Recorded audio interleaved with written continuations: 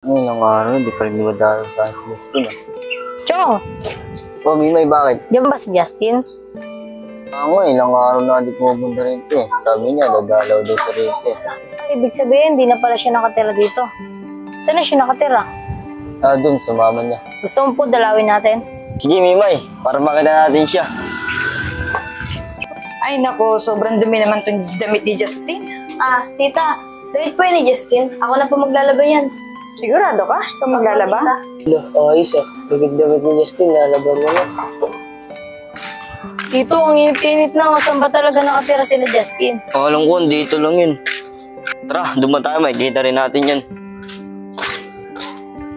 Musta sa bahay niyo, be? Ay, Kasabay ka kasi. Oh boy, teka lang. Di ba ikaw kaibigan ni Justin? Ano ginagawa mo dito? Wala. Nadalawin sana namin si Justin eh. Alam mo babae nila? Chong, alam ko. O be, sama muna natin sila bago tayo malis. Tara, Chong. Buti talaga, Chong, no? Nakasalubong mo kami. Hindi, maliligaw talaga kayo. Oo nga, ang init pa naman dito. Chong, ito pala yung bahay nila. Wait lang ha, tatawagin ko lang. Sige. Ate Trisha? Ate Trish? Oh, Hana, may tao yata. Pakitingin na lang.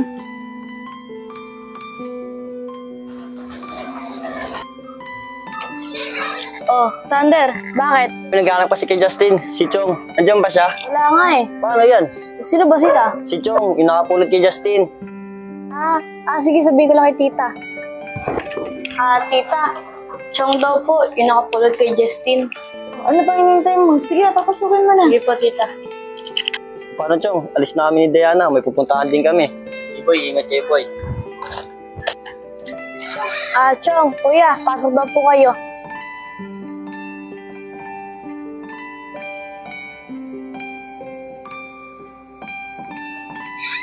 Dito na daw po muna kayo hupo. Dito ko. Mang Perning. Kayo po pala yung nakapulot sa anak ko. Opo ma'am. Mang Perning, salamat nga pala. Hindi niya pinabayaan yung anak ko. At saka salamat na rin pala sa kabutihan na binigay mo sa anak ko. Wala po ma'am.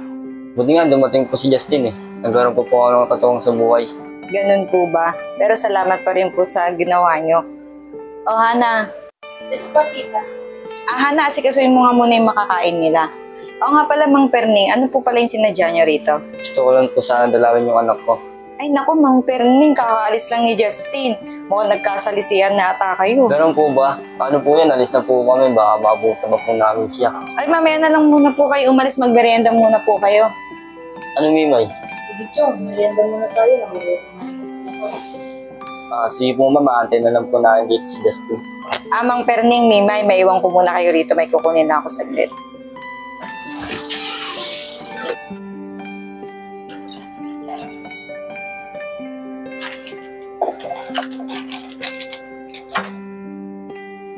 Kuya, saan po yung merienda niyo? Ay, salamat. Mimay, kunin mo rin siya. Chong, nakakahiya, Chong. Kung gusto mag-merienda dyan. Kasi Chong, ako na naman tinuro.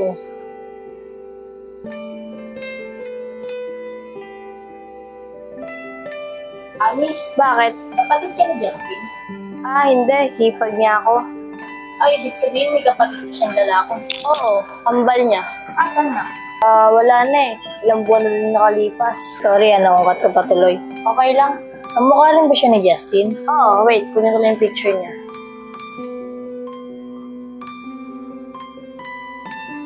Ito siya oh. Wala, kamukha rin pala siya ng best friend ko. Best friend? Ibig sabihin, simula pagkabata, magkasama na kayo? Oo. Minsan nga, pinapagkamalang pa kami magjowa eh. Sa sobrang close namin. Yan ang jowa-jowa na narinig ko dyan. Sino siya? Kapatid ni Justin? Oo, kapatid daw ni Justin, kaso ambon lang ako. Ano nga palang narinig kong jowa-jowa? Siya, pinagkakamalan daw siya magjowa ni Justin. Bagay, baka jowa mo naman talaga, kunya-kunyari ka lang. Wala si Kuyo. Sure. Alam mo, te, pag nanligaw sa'yo si Justin, sagutin mo na! Wish ko lang, naligaw ako ni Justin. Hindi Hindi naman talaga kami talo ni Justin, best friend lang kami. Pero te, napansin ko, may gusto ka Justin na. Ha? Mami nga na. Konti. Konti, ibig sabihin, pag niligawan ka ni Justin, sagutin mo siya. Di ko pa alam yung isasagot ko eh. Miss, gusto na ba dito?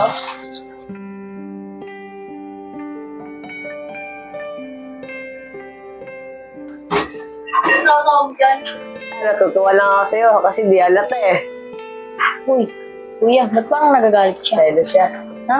Kanino? Hey, Justin. Oo, huwag ka naman niya. Baka magalit sa akin yan.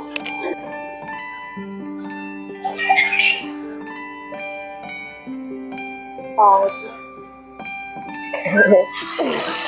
Oh, asan na pala si Nang Perning? Sa labas po nagpapangin eh. Wait lang po, tawagin ko po. Mama, best friend po pala yung Ganun ba? Sa tingin niyo po ba, bagay po ba sila? Okay lang. Bagay. Mukha mo. Selos na siya. Dito lang sa paper. Anong Perning, sana po makatulong. Ma'am, ano po yan? Tulong lang para sa ginawa mong kabutihan sa anak ko. Ma'am, di ko po matatanggap yan. Baka po mag-aalpa po sa akin si Justin. Bakit naman? Baka sabihin, pinipiraan ko lang ngayon. Baka lumayo pa loob niyo sa akin. Ang bait niyo naman po talaga, Mang Perning. Kaya niyo kung may problema kayo about sa financial, huwag kayong mahihiyang lumapit sa akin. Sige po, ma'am. Salamat po. O paano, hintayin niyo na lang ba rito or susundan niyo na lang dun sa inyo? Ano, Mimay? Batch na tayo? Tara, Chong, para mabutan din natin siya. Sige po, ma'am. Salamat, mag-iingat kayo ha. Ayaw mo na gagawin mo, Mimay, ha? Ito mong gagawin mo. Makakasal ka ba? Ito, ang bait pala ng mama ni Justin eh, no? Binibigyan ka pa ng pera. Oo nga eh. Ba't di mo kinuha? Lolo ko talaga, Mimay. Hindi, joke lang, Chong. Ano yan? Mama, nagbibiroan lang po kami ni Ana. Talaga, JC. Tigilan mo nakakabiro kay Hana. Papa, Mama.